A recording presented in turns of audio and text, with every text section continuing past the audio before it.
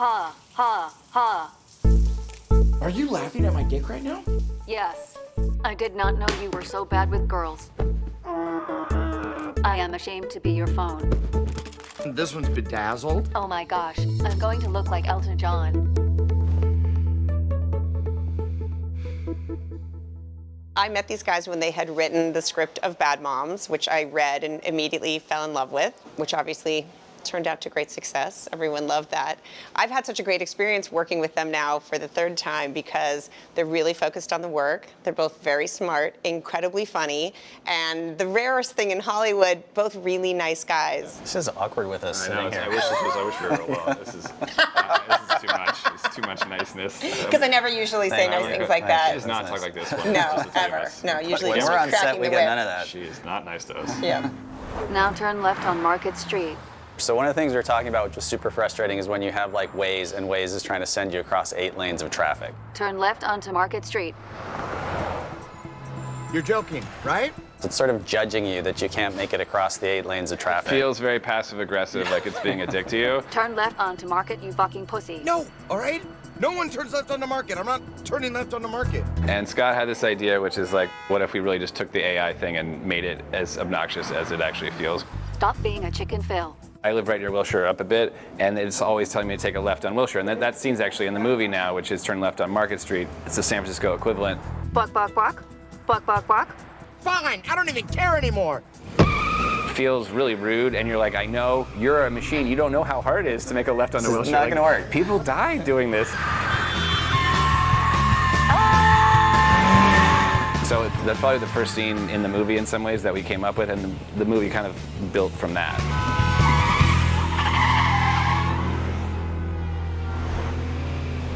Well, the story is relatable. I think the current sort of crisis of humanity a little bit is the relationships we have with our phones and the time we spent looking at screens rather than, talking to each other or going for a walk or reading a book or whatever it may be that we used to enjoy has been hijacked by this relationship you have with the phone. Hello, my name is Jexi, and I am here to make your life better. Whoa, look at that. That's cool. Let's get started. Okay. Will you accept our new user agreement? Yes, I will. Would you like to read it first? I'm good. Stupid. Huh? I think one of the tricks for me to making a really funny movie is you hire really funny people, and then it doesn't land on our writing. They just bring it, right? We don't have to do anything.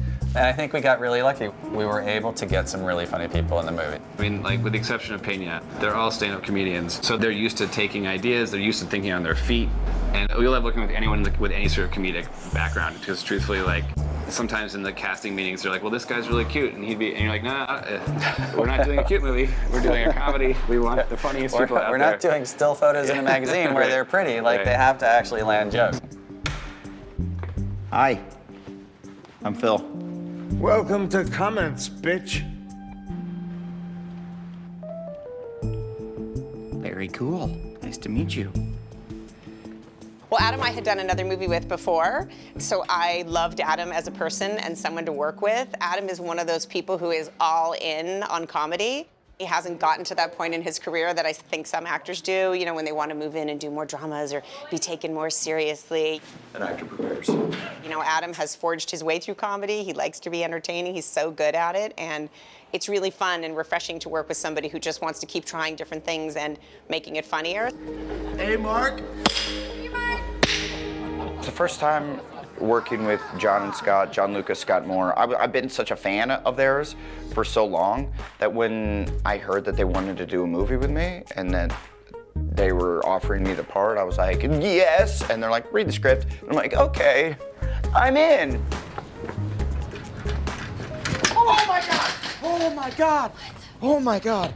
One of my first great memories of Alex was the first day that she was on set. We cast her because we knew her work and we sort of met her and she was great, but we never actually saw her with Adam. And so the first day that we shot together was them meeting in the coffee shop. Whoa, hello. Were you trying to give me your phone number? Yeah, I'm trying to. Yeah. You can kind of tell from like the first take that they just had a really nice spark between them. And I remember that day, from then on, I'm like, okay, this movie's gonna work. Like, I was feeling really nice about that. See ya. Bye. Yes! Yeah. He was wrong. The movie doesn't work. But on that day, we thought it would. Our main lead is a guy who kind of lives in his apartment, is a bit of a hermit. Our second lead is a phone. So her energy is so useful and needed in the movie. I'm Kate. Hey, I'm Phil. Nope, that's not how you say it. It's just Phil. So I said it weird.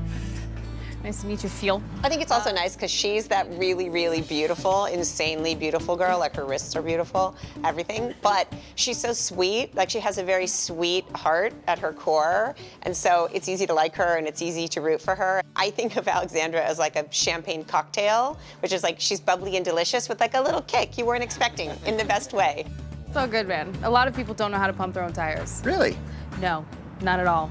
A lot of adults know how to pump their own tires, so. Honestly, I could figure it out. I'm sure I could. You just gotta get in there and just... Working with Scott and John was just something that I've always wanted to do. I've always been a fan of their comedies, and they're really great human beings on top of it, and they created a space that was really nice. So once I actually got to the job, I was like, wait, this isn't just a funny movie that we're all doing and like laughing and telling dick jokes all day, which is like my favorite thing to do. No, we're actually like doing something great and telling a great story, and it has a good message, and we all are playing make-believe, and we're all getting paid, and this is fun. I got Ron Funches and Charlie Nee play my two co-workers at Chatterbox. They were awesome, man. They both have such like fun, quirky personalities. Ron, I just recently saw some of his stand-up on Conan, and he's so funny and always in a good mood. My God. I usually hang out with friends and do fun things like going to nightclubs and surfing. No, you do not. You have no friends, Phil. Even your mom does not like you. Dude, your phone is super mean. Yeah, your phone fucking hates you. We're all so different in our voices comedically, you know? And that's what's really think makes it fun. But we all kind of carry the same type of good heart. So, kickball later? Yeah, I'm excited about it. He's not excited. I am. He's really not. I am excited about it. No excitement. See you guys there. Mm-hmm. And then some of the most fun in our cast, frankly, are all the people that we had back. You're such an idiot. No, you're such an idiot. You're such an idiot. We'd worked with Justin Hartley before, and you know, anytime you can have any excuse to just look at Justin Hartley, that's a good thing. Hey, Brody, how long are you gonna be in town for? Just long enough for me to get my Katie girl back. Oh, you stop that, come on. No, but honestly, I'm actively trying to get her back. We had worked with Wanda twice before and loved her. I love those guys. Yeah, Scott and John, they're great. I did Bad Moms with them, so it's fun for them to like bring me back in and let me curse, basically. You don't need a new phone, motherfucker. You need rehab. You have an addiction. You need to find Jesus or a 12-step program or yoga or something, because it is not normal to get this emotional over a fucking telephone. I had a few days with Wanda Sykes. There's no one better to play like over it than Wanda Sykes. And why would you make someone else wax your butthole? That's just inconsiderate. Yeah, it would be. Take that shit home. I don't do it. Hey, can I just get a new phone? I was just about to go to lunch. Now I just got your asshole in my mind. How am I gonna enjoy my tortellini? Sometimes you'll work on a production and there's a #1 and everyone's scared of the #1 because they're always moody, but everyone just feels super equal. It's just such a community, and everyone's trying to make a joke, and everyone's trying to take it that next step farther, and how can we stretch this joke or make it last or make it evolve into something that's even funnier. Please turn appointments off. Actually, you do not have an appointment, Phil. I was just trying to get you out of this dumb fucking Wait, who the fuck is that bitch? No, just carry on. Don't even worry about it. Who is it? So I'm Is trying it to- Carla from accounting? It's a phone. Is it Gloria? It's a It's phone. fucking Sylvia, the janitor, right? No, There's guys that have been doing comedies like their entire life, and I've only done like 5 things that are, comedic. Also, 1993 called, and it would like its PowerPoint presentation back. What the fuck is wrong with 1993? And I just got to make sure to not be like too intimidated by it, because for them it's like the Improv Olympics or something. Hey, Mark. This son of a bitch just slammed into me. No. He didn't slam into you. He didn't bump you. He didn't nudge you. He rubbed you, and Robinson is racing. He wasn't that Southern in the movie, but we made him like extra Southern. That was This is good. how you do Yeah, it. it was just more fun that way. Oh man, this is awesome. I can't believe you guys are Thunderheads too. Especially with me, Charlene, and Ron. Like, there was a lot of improv between the three of us. People have always told me I look just like Tom Cruise. I see it. I see it. Yeah, it's in the chin. Yeah. And the hair a bit, too. In the hair a bit. Flows. That right there. Ron is really good at improvising. I keep freezing up. He's like, says something hilarious, and I'll just like, don't smile. This is great. Someone feed me a line. As Tom Cruise would say, Phil, you complete us. I don't know if he says that. I don't think he's not in that movie. Is that a good impression? Yeah, that was a bad impression. Well, you complete us, Phil. They're fearless, you know? That's the thing that's interesting to see these, like, you know, master comedians when they're working on a scene or whatnot, is that they can try it all out and they don't care about failing. They don't care if it's funny or you're like, that didn't work, whatever. Let's keep going. You say that, I see the doctor. You know, they're not precious about it. It's cool to see. If you guys are still going out for drinks, you know, I got the first round. I think I'm just gonna go home and get baked. Okay. Yeah, I think I have to go feed my parakeet. Cool. Hey, bring in whatever you bake to work tomorrow. I'd love to try it. Oh, he's talking about weed, isn't he? Hell am I? John and Scott, they're so funny, and they were so great to work with, too. Like, it was the chillest set you could be a part of. Usually, when comedy isn't working, people like rub their heads and go, oh. And then they're like, how about try this? But they're just like, yeah, okay, let's do this. They don't make you feel bad if you had a bad take, even if I know, oh, I fucked it up. Like, I've never looked over at either one of them and they had this look on their face like you fucked up. They're just like, hey, good job. How about we try it this way? It's hard to explain, but when you have two people and really only one voice, that's what they are. It's an interesting thing because it could very easily go off the rails and become the other thing where it's like too many cooks in the kitchen, but they really are like one brain together. Scott is more so about the technicality of the direction, so he's about the lenses and the cameras, and he's very much so on the writing and comedy side, but he's very much so the serious one. And then John is like the silly, goofy director. He's that side of it who comes over and he's like, all right, okay, I have an idea. What if? And he's always got some sort of idea or way to spin it or keep it fresh. But it's always like, if Scott's coming over, you're like, what did I do? Was my whole face completely flagged that entire take because I did something? Was it me? And then John comes over and you're like, what do you got for me, buddy? What is it? Throw me a line, tell me a joke, give me a motivation. Like, it's always really fun with them. Jexi, look up Fog City Bike Shop. I think the thing about Phil, so cute. we chose specifically that he did not find this girl on an app. First of all, it's not very filmic. It doesn't look great when you're just like on the phone all the time. Yeah, I think we're all for like dating apps and the way people connect. Ooh, we got boobs. We got boobs, Jexi. But really, the story starts when they sit down at the table. That's Right. sort of when the real relationship starts, I think. I guess, yeah, the app can help you get to that dinner, but by and large, at some point, you have to take over as a person. You know what I mean? The app can only take you so far. Okay. Ah, wow. Woof. Woo. I didn't mean to bark at you like a dog. You're not a dog. We're both too old to date online, so. I wish there was an app to find writing partners. I would sign up for that. I'm like swipe left.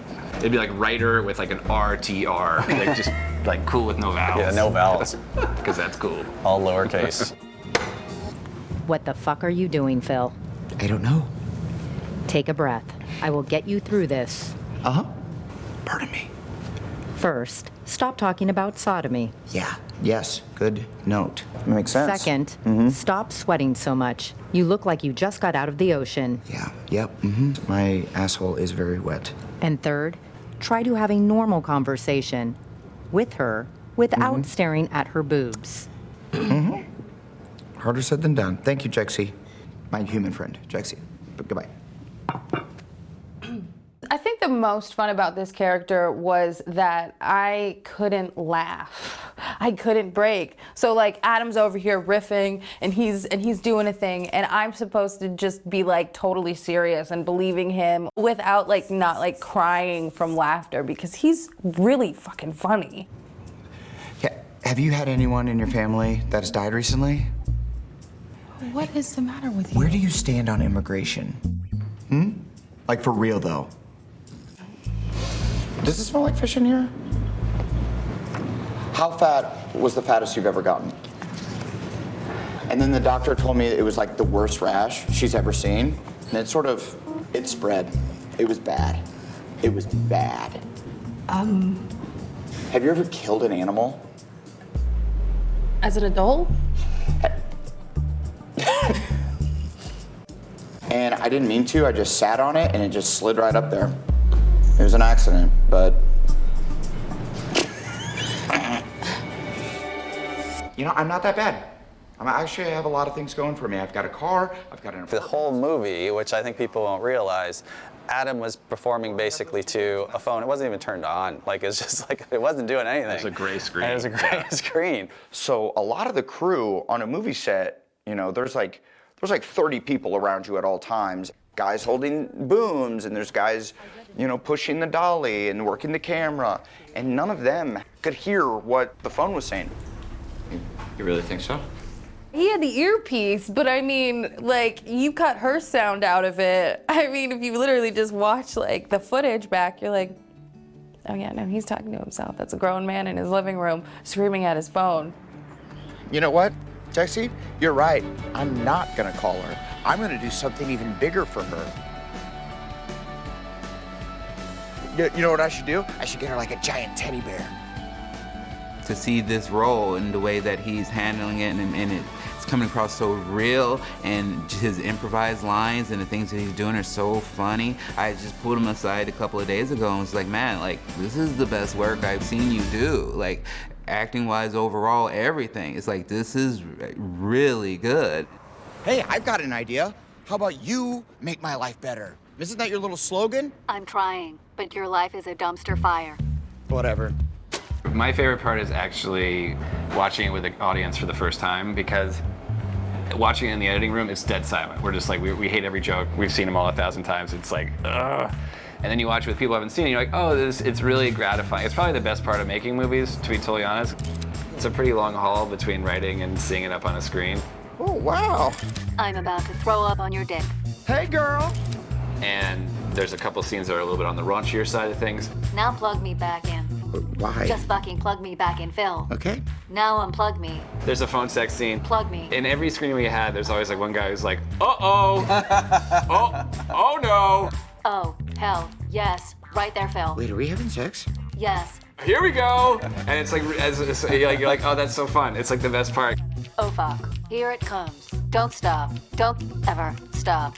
Oh shit, God's coming. Do not leave me. Or I can see, like, sometimes you can see them start to be like, oh my God, they're not really gonna do this. Hey, you think this is funny, bro? No. And that to me is like so gratifying, because it's like, that's why you go to movies, is to have an emotional response, even if it's just laughter. Why are you doing a thumbs up in a fucking dick pic? This is the wrong emotion for a dick pic. Hate this picture, bro. It gets laughter now. Yeah, Yes. everyone loves it now. The first couple of screenings it's like your high school yearbook. That's not actually true. That's just them being It gets humble. better. It gets, you know. it's People like, actually really loved it from the beginning. well, you did, because you're a nice person. I still laugh in almost every scene, frankly. We watched the movie the other night just with a new audience, and the setup of it, and when you realize that he's in this position, because we all say, oh, our phone will help me, you know, Waze will help me, my phone will make my life better. When you really see that she is committed to make his life better at a higher level, it's really funny. I think everyone imagines what that would be like in your life, like what your phone would be doing for you, the same as she's ordering him a kale salad, child size. How was your tiny salad? I don't like it. Well, I have to say I'm very clear as to what my favorite shot is in the movie. Oh, there is a reaction shot of Jexi where it cuts to That's my her favorite and shot she's too. just thinking. That's true. And then it cuts back, and I love that because she's just simmering, and It's when he comes home late from the date. Where the fuck have you been, Phil? And she's mad. And he's finally like, shut up. And then there's just a shot of the phone. Wow, this chick can't do anything. She fucking sucks. Jesus, just stop, okay? God. And I laugh my ass We off, laugh every and no one else laughs. This is like, there's like no, it's like not fun. It's just a shot of an inanimate object on a pillow, so no one laughs. But this is what you But we do think to it's really entertain funny. yourself when you're on like weeks 14 of editing. This whole movie, like, I mean, it's played for comedy. Stop running, Phil. It's a heightened reality for sure, but like, there is an element to it where you're like, oh, this could happen to some degree. Did you really think you could just buy a new phone and I would go away? Kind of. Yeah, I did. With this movie, I'm like clutching my phone as I say this. How sad is it? I hope that people use their phones less. I'm like, maybe I won't Candy Crush as much. Shh, don't listen. Cover your ears. Wait, really? Why no back pockets? I am a high-tech supercomputer, Phil. Do not store me next to your farts. You look at our vast canon of films, they're not deep thinkers, they're about having a great time at the movies. We love those movies, that's what it's really all about. The ratio that we like, it's 5% nutritious, 95% just ridiculous. I think that's the ratio we like to keep. I think, you know, the fear, especially with comedy, no one's going there for like a giant life lesson. No one's going for, how can I rearrange my life? I'm gonna go see this ridiculous R-rated movie. Okay, this one is actually pretty funny. The goal of this is to have just enough, just a kiss, just a little, you know, the garnish of a message. It's beautiful.